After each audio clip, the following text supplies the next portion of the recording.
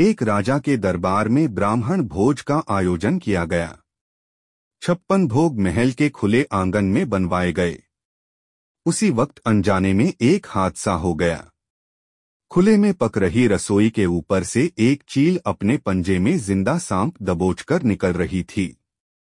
सांप ने चील के पंजों से छुटकारा पाने के लिए फुफकार भरी और साथ ही जहर उगला। उसके मुख से निकली जहर की कुछ बूंदें पाकशाला में पक रही रसोई के व्यंजनों में गिर गई।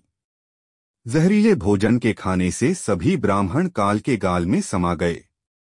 जब राजा को इस बात का पता चला तो ब्रह्म हत्या के पाप ने उसको दुखी कर डाला।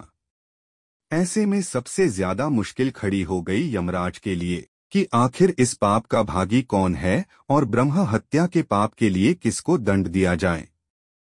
सबसे पहला नाम राजा का आया, क्योंकि राजा ने ब्राह्मणों को भोजन के लिए आमंत्रित किया था।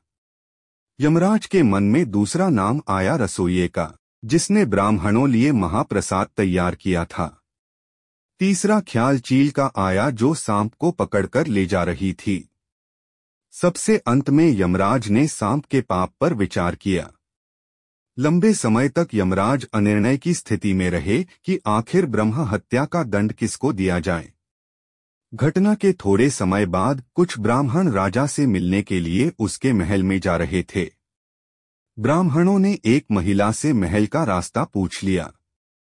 तब महिला ने ब्राह्मणों को रास्ता बताते हुए कहा, देखो भाई, जरा ध्यान से जाना। वह राजा ब्राह्मणों को खाने में जहर देकर मार देता है। जैसे ही महिला ने यह बात कही, यमराज ने फैसला कर लिया कि मृत ब्राह्मणों के पाप का फल इस महिला के खाते में जाएगा और यह दंड को भोगेगी। यमदूतों ने यमराज से पूछा, प्रभु ऐसा क्यों? तब यमराज ने कहा, जब कोई व्यक्ति पाप करता है तो उसको पाप कर्म करने में बड़ा आनंद आता है। ब्राह्मणों की मौत से न तो राजा को, न रसोइये को, न चील को और न ही सांप को आनंद आया। ये सभी इस अपराध से अनजान भी थे।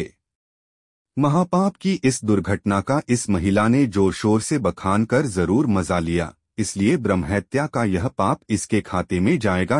अक्सर हम यही सोचते हैं कि हमने कभी कोई बड़ा पाप नहीं किया है, इसके बावजूद हमको किस बात का दंड मिल रहा। यह दंड वही होता है जो हम परनिंदा का पाप कर संचित करते रहते हैं।